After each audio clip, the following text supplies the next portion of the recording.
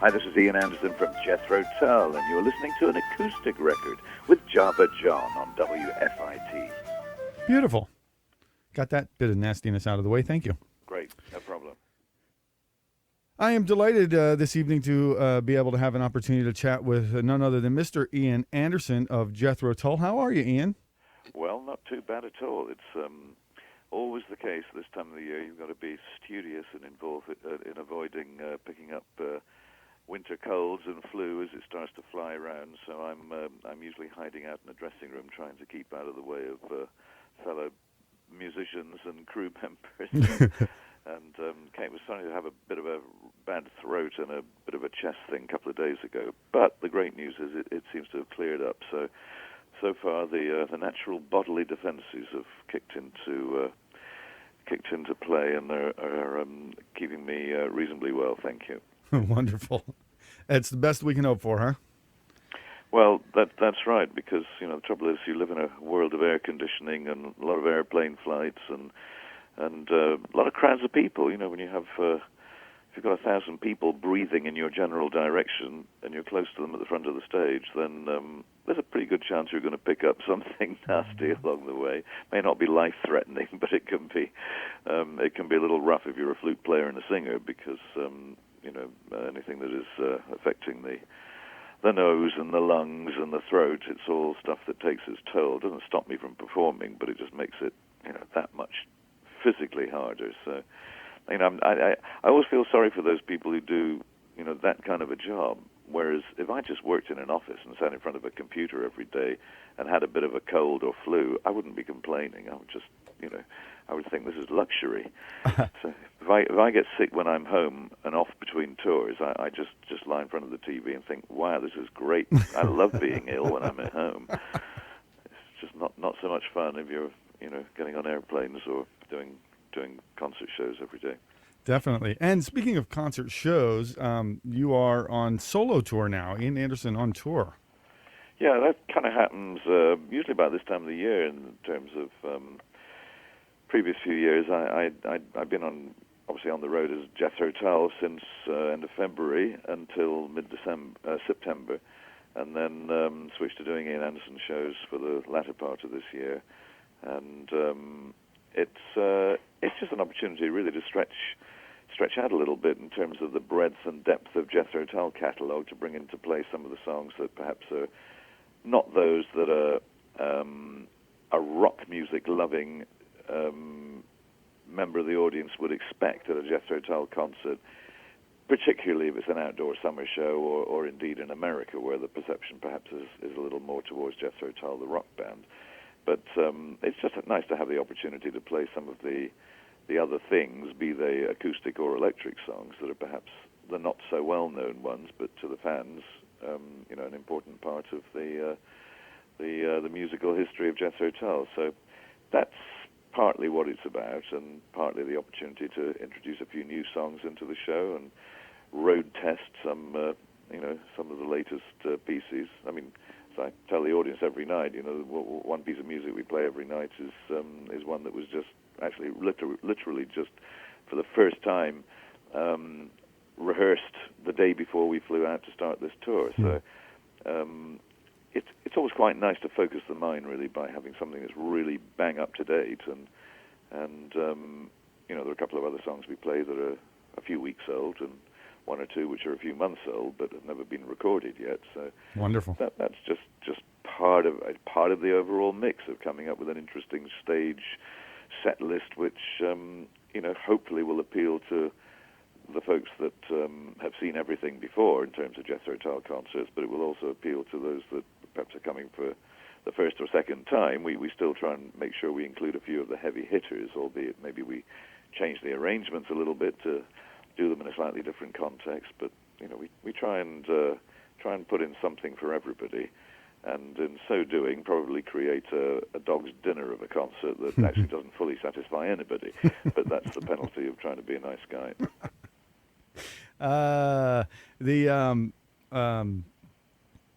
I lost my train there. I'm sorry. You are here in Florida. Oh, that's what I was thinking about. When I first saw the dates coming to Florida, I was thinking that it was a Jethro Tull concert several months back, and then when I found out they were Ian Anderson's shows, I just thought that was absolutely wonderful. This is a great opportunity to see you do just what you were explaining. So I am very much looking forward to that. And here in Florida, you will be November 11th at Clearwater at the Ruth Eckerd Hall, which is a beautiful venue, and at the Orlando Hard Rock Cafe the next night on November 11th. So we are very much looking forward to seeing you here in Central Florida again. Good. Well, that's Florida's always an easier destination during the winter months, freer of possibility of thunderstorms, bad weather, hurricanes, and all the other stuff that go on. So always wise move to leave it either till the end of the year or early in the next year. But yeah, I mean, Florida's always on our list every couple of years to do some shows, and we were down in Florida actually to start the Jethro Tull tour back in June. So this will be our second and third visits, or my second and third visits to the state of Florida in 2010. Wow. Nice. I have had the pleasure of seeing Jethro Tull 4 times, in 76 and 77, at the Highlight in Miami in the front row, and 76 was wonderful. In 77, I was in Long Beach, about as far away as you could get from the stage, and it was just as exciting. Finally got around to seeing you again in 96 and in 2007, and both were wonderful shows, but I wanted to comment on the 96 show. In 96 at the Tupperware Auditorium here in, I think it's in Kissimmee in Orlando, you performed the show in a wheelchair. And it was almost, it was an amazing and exciting and bizarre show. From my perspective, it almost looked like I was looking in on a psych ward. And how did that come about for you to be in a wheelchair doing the show? Well, just making sure everybody got paid, really, because I'd torn my ACL in an accident in Peru a few weeks before, and continued to do the tour in South America and then into North America in a wheelchair because, it was very inconvenient and more than a little painful. But unfortunately, things went downhill from then because the treatment that I was getting was entirely inappropriate in terms of that kind of an injury. And it was only when I got to Australia many weeks later that I was in the hands of more capable people. But unfortunately, then they discovered that by that point I'd got a blood clot in my leg from the inactivity of having my leg strapped up. Oh. I mean, these days treatment is entirely different. And, yes. It's an injury that befalls a lot of skiers, young athletes, football players, etc. And these days the general thing is, within hours, getting people on their feet and doing physio and building up the muscles and stopping the scar tissue forming around the lesions of a torn ligament, so that you try and keep mobility, and you try and if you have surgery, then you clearly then do have a further period of adjustment to make. But even after surgery, they get people, especially after keyhole surgery, they get people going again within 24 hours. They're starting physio, and it's a completely different and much more aggressive regime to prevent those problems that unfortunately befell me through the lack of expertise in that area back in 1995. They didn't know what they knew a few years later. So these days, it's a different kind of approach. But down in South America, they didn't know about that sort of stuff. So I was plastered up and put in a wheelchair, which was entirely the wrong thing to do. Well, from a performer's point of view, though, you pulled it off. It was. It worked. You know. You have to do what you have to do, yes. And probably the most difficult show I ever did in a wheelchair was in La Paz in Bolivia, which at an altitude of 12,000 feet, and being in a wheelchair was a double whammy because it's very hard to perform in such extremes. I mean, that's kind of more than 2 miles high, and you really are suffering from a little oxygen deprivation and terrible headaches, and it's that was actually a really tough one. But strangely, I suppose you just have to rise to the occasion physically and do your best. And Right. we got through that show, but that was probably the hardest one physically I think I've ever had to do. And I've got another one actually coming up, not quite as high, but at about 10,000 feet in Switzerland, on top of an alpine mountain next April, which I thought, well, I've been down a mine. I did one 500 meters down in a disused salt mine in eastern Germany a few months ago, and not quite as deep as the Chilean miners of recent news stories, but only about 100 meters off, and wow. And that was quite a testing one for different reasons, but. I'm heading up again this time. My flute is actually supposedly heading up even further. It's on its way up to the International Space Station if they manage to get the Soyuz rocket repaired in time, because it had a bit of an accident when it was en route from Moscow to Baikonur in Kazakhstan for the launch in December. And so at the moment, I don't know if my flute's going to make it into space or not. It was going without me, I hasten to add, because I'm far too old for those kind of capers, but an American astronaut who plays flute in an astronaut band in her spare time was going to take my flute up into the International Space Station. That is and wonderful. Play it in space. Very cool. Yeah. Very nice. Hey, can we go on for a few more minutes? You have a few more minutes, and then I have to get on with the next bit. There was just real quick on this one, there was an album a couple years back. Someone sent it to me knowing that I was going to do this interview, called Back Against the Wall, a tribute to Pink Floyd, where you did some work with Tony Levin on the track The Thin Ice. Oh, right. Yeah. That was beautiful. And I just loved it. I played it for some people, and they loved it too, and I'm just curious, how did that come about, and are you a Pink Floyd fan? Well, I wouldn't describe myself as a Pink Floyd fan at all, no, but I have great admiration and respect for the very important position that they hold in the history of British pop and rock music. And I was asked by someone doing this kind of tribute thing, just would I play something on something, and my immediate reaction was I don't really like doing, tribute kind of things, because it's usually about someone trying to make money out of somebody else's name and reputation and repertoire. But it seemed like they had a healthy list of okay people playing on it, so it only took a day of my time to do a couple of the tracks on just playing flute. Or did I sing on something? I think I actually ended up singing on one of them. I can't remember. But no, the answer is no, I'm not a Pink Floyd fan, which actually made it easier, because I was coming to it without really previous knowledge of either the music or where it fitted into any story of Pink Floyd's, their own sort of history of albums and repertoire and so on and so forth. As someone who was a little more off to one side, I think I probably approached it with just fresh ears and a fresh mind. And I think I've heard the end result. It seemed like it was okay, and indeed, Roger Waters, who is out and about on a mammoth 2-year world tour, reprising his performance of The Wall, which I did actually see back in the 80s when Pink Floyd were doing it back then. It was it was a very dramatic and powerful conceptual piece, and very much Roger Waters' baby. So I think the fact he's out and about doing it again is great for all those people who never got to see it back then.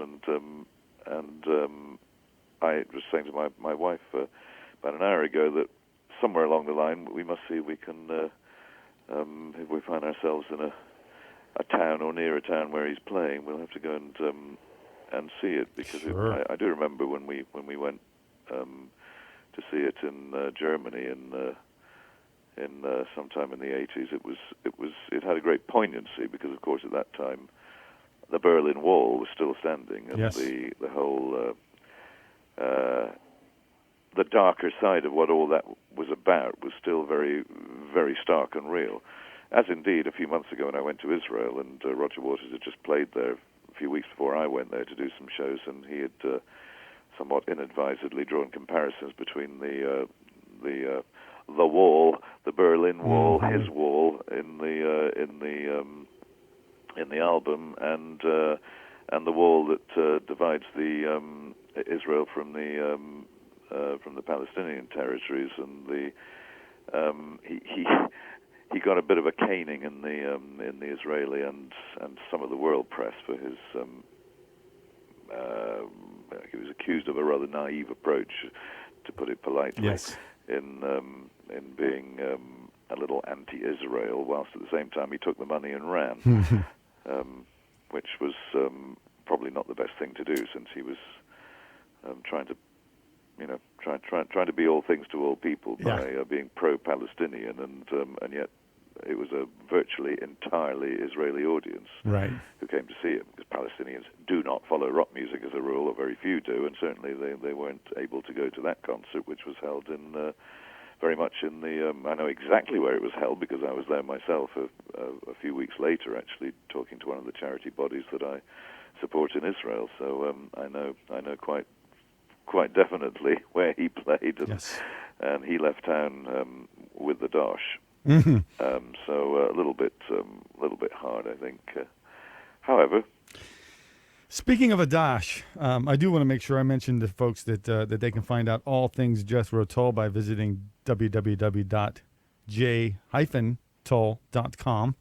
And Ian, if you wish, I would either like you to speak upon or give people a reference as to where they can find out more about some of your charitable causes. I know you're big into, I think, what is this here? Jeffrey Cat Care or Big Cat Rescue. You're a big lover of cats and animals. Like lots of people who, not just those who are fortunate enough to give, Bill Gates kind of legacy sums, but in their own very small way, people who just put a few pennies in a charitable coffer, whatever they can afford from their meager wages, it's all about the spirit of giving and the fact of being supportive of those less fortunate, whether they're human or animal or other brethren. So, I guess most of us do something, don't we, sometime or another, and that's what I do.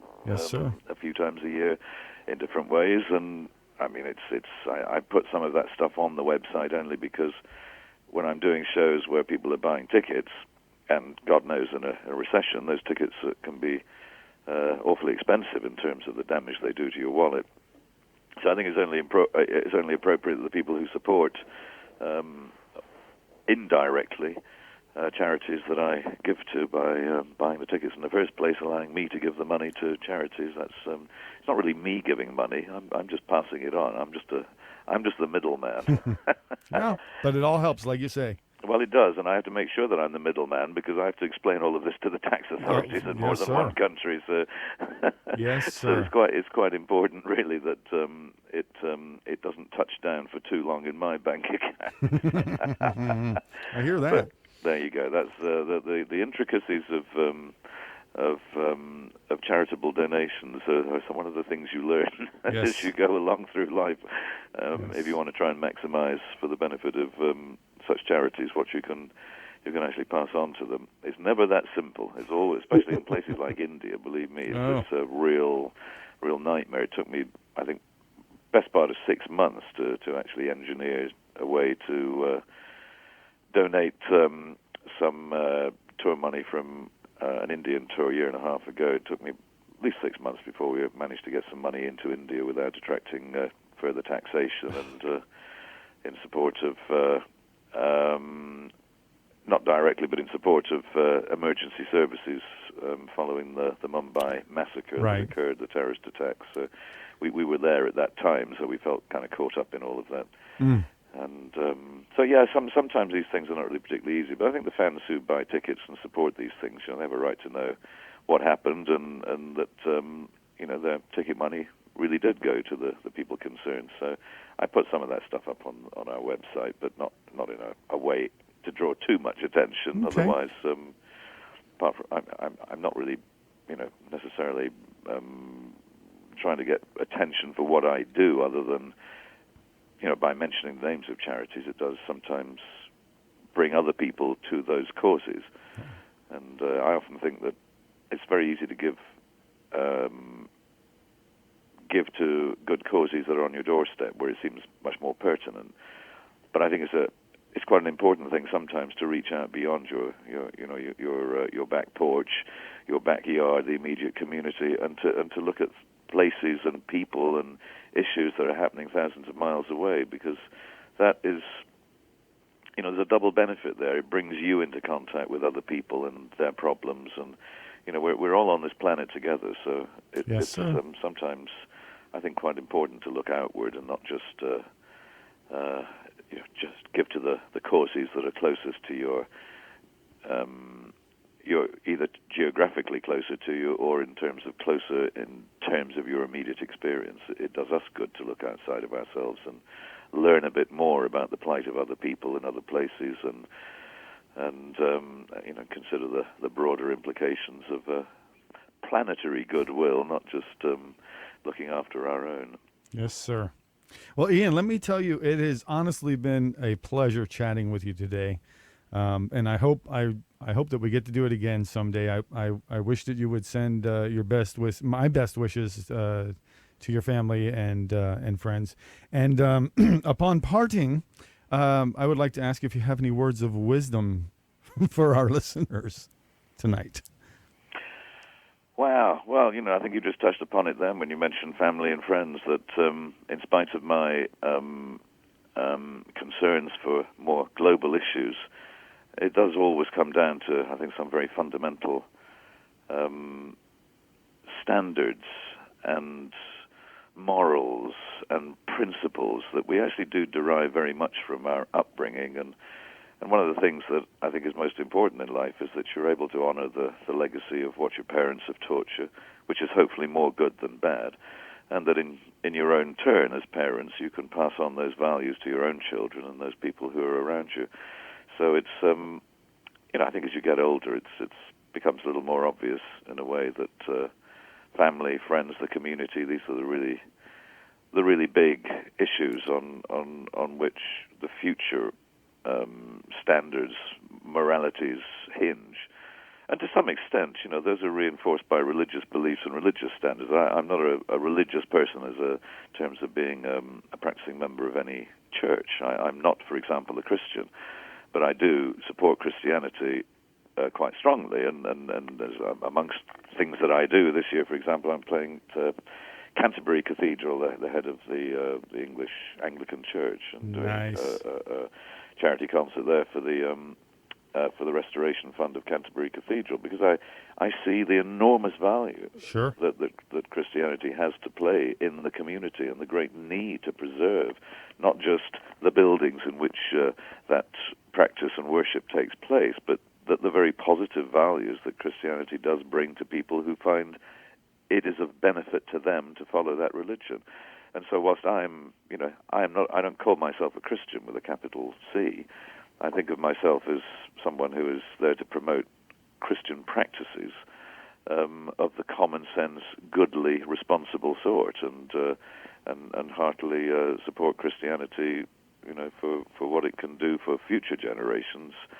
I'm horrified by the thought that our churches are so often virtually empty in the countryside and even in the major cities of the UK, because people just don't go there anymore. Yes.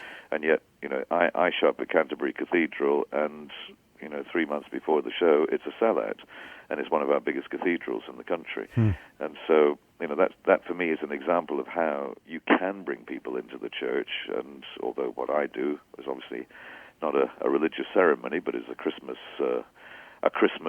concert, which has a little bit of the churchy stuff going on. That should be lovely in the fringes of it, but it's not a Christian service. But we certainly acknowledge where we're performing and the nature of the religious worship that goes with it. So we kind of sneak around the edges of it, but. I don't see any contradiction in playing that level of support for good causes and for a good religion. And but of course, if I was asked to do the same thing by a bunch of Hindus or Sikhs or Jews or Muslims, I'd be there as well. Because I can see the good common sense and the good the good principles that lie behind all of those religions. Exactly. But, Christianity is no less tarnished by the extremist views that are still practiced today by certain people, and we have to accept there are always going to be those rogue elements in the midst of all religious fervor, and that we have to try and see the good and studiously avoid and ignore the bad, regardless of what religion we're talking about. Well put. Anyway, thank you for that. This is all your fault. You asked me if I had any words of wisdom. You see, I could go on all night, but it would deteriorate even further into a mess of homespun philosophy that would bore the pants off any sensible person. I hope someday we can do that, though. Yeah, all right. Ian, thank you very much. Great pleasure. You have a great tour. Look for you in Orlando. All righty. Thank you. Bye now.